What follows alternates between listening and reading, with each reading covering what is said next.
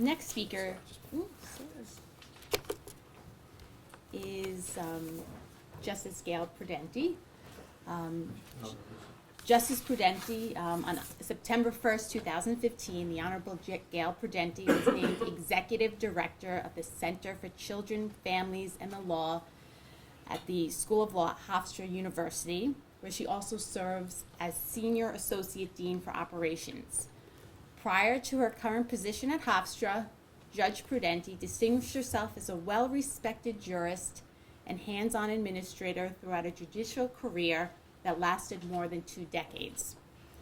Most recently, she served as Chief Administrative Judge of the Courts of New York State, having been appointed by Chief Judge Jonathan Lippman on December 1st, 2011.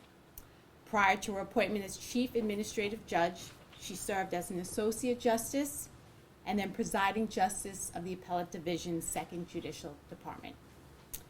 Prior to her ascension to the Appellate Division, she was the Administrative Judge and Surrogate of Suffolk County.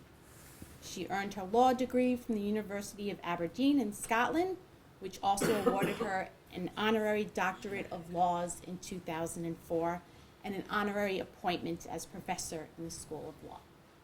She graduated from Marymount College of Fordham University with honors. And on a personal note, many years ago when I was in college, more years than I'd like to admit, I was fortunate enough to intern for Judge Prudenti when she was a surrogate in Suffolk County. And as an Italian-American young woman who was thinking about going to law school, wasn't sure, it was really inspiring to see Judge Prudenti as a force in the courtroom. And as a young Italian-American woman, you didn't often see that. So it was a real inspiration to see her in the courtroom. And also, it has been inspiring to see her numerous accomplishments throughout the years and see her rise through the New York court system, especially as Chief Administrative Judge for the state of New York, which it's probably the toughest job, one of the toughest jobs in the state, taking control of such a busy court system. So it's my privilege and honor to introduce Honorable Gail Prudenti. Thank you so much. Sure, that's great. I appreciate that. Thank you. And thank you for that absolutely fabulous introduction. I think I'm going to take you with me on the road. What I can honestly say today when I stand before you is that I'm glad the first person who spoke was a political scientist, because now you are going to get a very, very different view. And it's somewhat of a view of the bench. It's somewhat of a young woman who grew up in Suffolk County, in Blue Point at the other end of Nichols Road. And it's someone who had a European mother. My father was in the Army and met my mother as the last of the occupation troops in Germany after World War II. And so my father's Italian-American, my mother's German, coming from Bavaria. And so I had a wonderful educational experience, both at Blue Point Elementary School and in Europe, ending up at the University of Aberdeen in Scotland. So my reflections really are about Justice Scalia. They are tied into my own personal experiences, but they are also really tied into that all of us in this room are here today, most of us, because of great ethnic pride.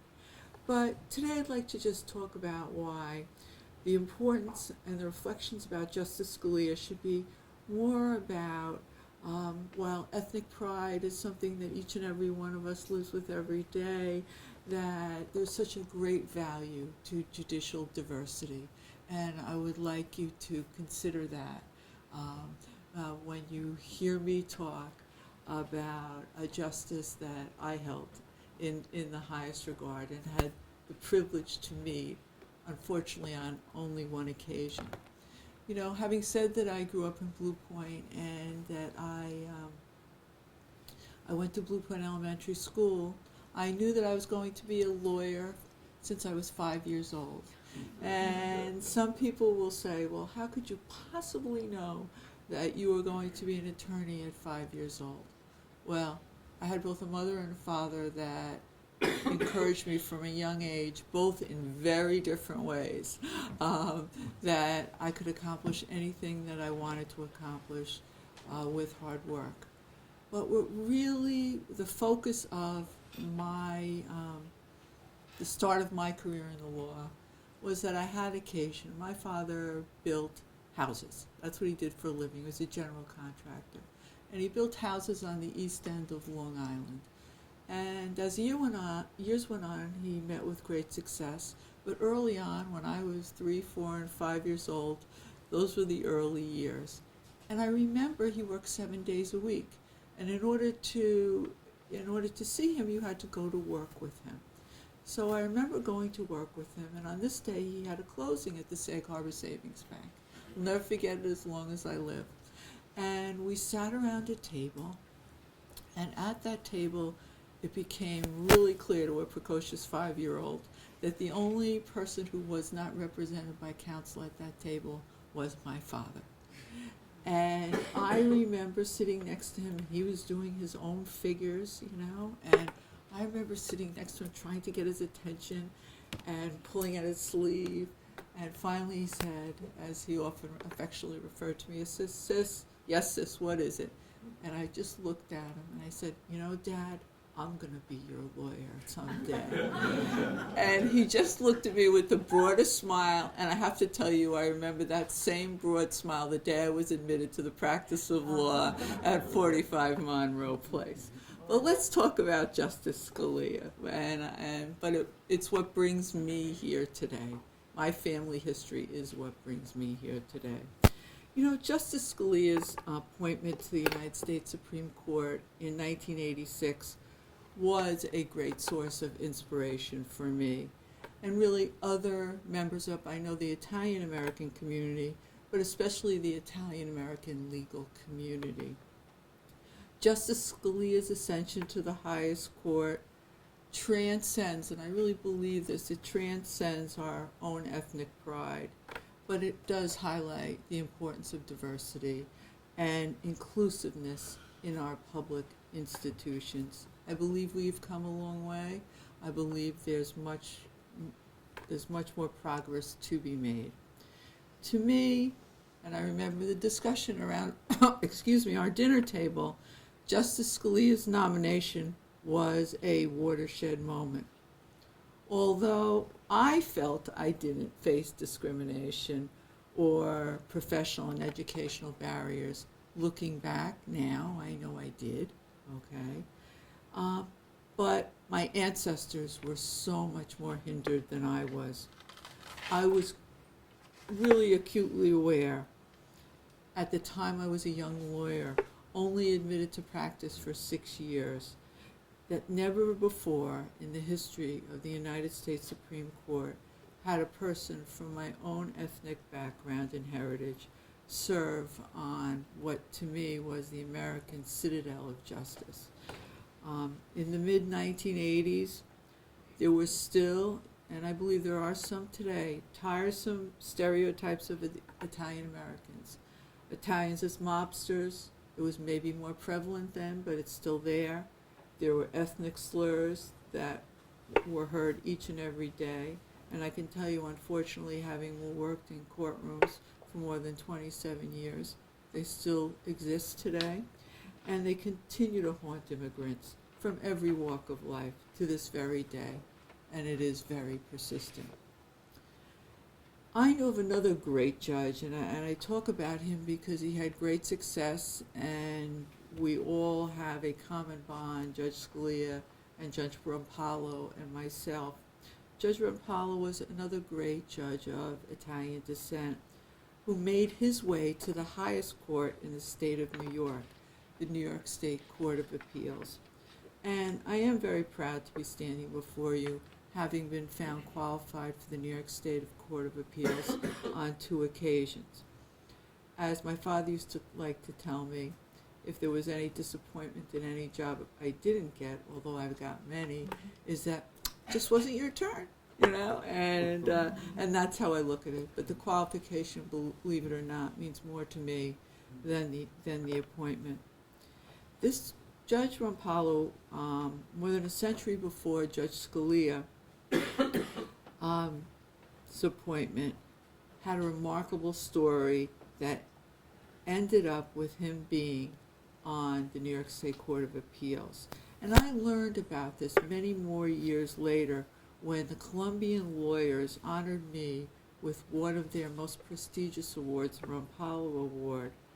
Prior recipients of this award included Justice Scalia, Governors Mario Cuomo and George Pataki, Westchester County District Attorney Janet DiFiore, who I hold in high regard and who just became the first Italian-American chief judge in our state's history. And I found out that Judge Rompalo, too, was a humble man lacking in education, because at the time you could become a lawyer by having a clerkship. And that's what he did. And he was trained in the classics by his father, who through extraordinary efforts, and I cannot believe he was able to do this, having looked back on my own career. Judge Rompalo earned the position on the greatest, what I believe is the greatest common law court in our country. His life and experience and wisdom were gleaned from very, very meager beginnings, like so many of us, as well as his Italian heritage, which brought a very unique perspective to the Court of Appeals. However unfortunate, I thought in my early career that the Italian-American experience had never been expressed firsthand in the United States Supreme Court's conference room. Now, having been the presiding justice of the largest and one of the busiest appellate courts in the country, it was hard for me to believe that there had never been in that conference room the perspective of an Italian-American at the United States Supreme Court. But our Justice Scalia filled that gap with a life story to which I and many, many Long Islanders could relate. Justice Scalia grew up in Queens, just like my dad, in a neighborhood full of blue-collar Italian, Irish, German, and Jewish immigrants. He had strong ties to Long Island, and just as I do, loves Long Island and views it as a paradise. He views it as a summer paradise. I view it as a 12-month out of the year paradise. Like Judge Rompalo, Judge Scalia had been weaned by the classics of his father, and it's been told that his father was a taskmaster. In my family, my father was the one who unconditionally loved you and thought you were perfect in every way, and my mother was the taskmaster. But in either way, we were taught the importance of education, steeped in intellectual and moral tradition, all of which we've been nurtured through our Italian heritage. Justice Scalia's ethnic background and Roman Catholic religious culture certainly shaped his view of the world, just as it did for my father. My father was very proud that he was a second-generation Italian-American who grew up in Queens, settled on Long Island, and preached to anyone who would listen. The tireless work ethic and the spiritual and religious values of honesty, self-discipline, loyalty, and faithfulness to not only others, but especially to me, and I have two brothers. Aside from political or ideological reasons, my father was very heartened by how Judge Scalia rose to the Supreme Court and occupied the highest government position ever held by an Italian-American in this country of Italian heritage. Finally, someone of my dad's roots had a seat at that important table. As an enthusiastic lawyer with Italian roots, I was gratified, and it gave me a new lease on life. I met Justice Scalia, but only once, when he attended a Nassau County Bar Association event. He had been at Toro Law School during the day, and he came to a Nassau County Bar Association event in the evening. And as both judges, I thought, oh, he's going to want to speak to me about the law or jurisprudence or some sort of, subject that would be our natural subject of common interest. But we never discussed the law. I was with another group of Italian-American lawyers, and he took time for us. And rather, what he did mention was a bit about background. He asked each of us where our families came from. It felt like you were being interrogated. He wanted to know about my father. He wanted to know about my ancestors, where they lived in Italy. And it was clear to me that we shared principles and we were brought up in very, very similar ways. And it really did spring from our mutual Italian heritage.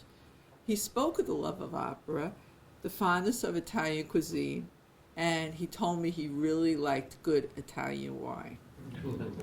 I found him warm, charming, sincere, funny, and intensely proud of his heritage and the role in making him the man and the judge that he was. I am sure Justice Scalia's ethnic background, his experiences as a little boy growing up in the melting pot of Queens, and the values he embraced decades before he ever became a lawyer or a judge, brought a unique and important perspective to the Supreme Court conference room. And I can tell you, it is not only appropriate, it is vital. During my career as a judge and presiding justice of the appellate division, the importance of diversity, especially on an appellate court, became very, very clear to me.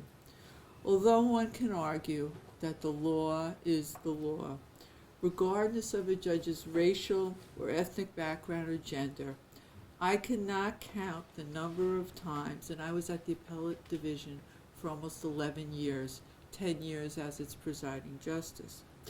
And I cannot tell you, and our court was a very diverse one, because the Second Judicial Department covers 10 counties. In some ways it's rural, in some ways it's suburban, in some ways it's urban.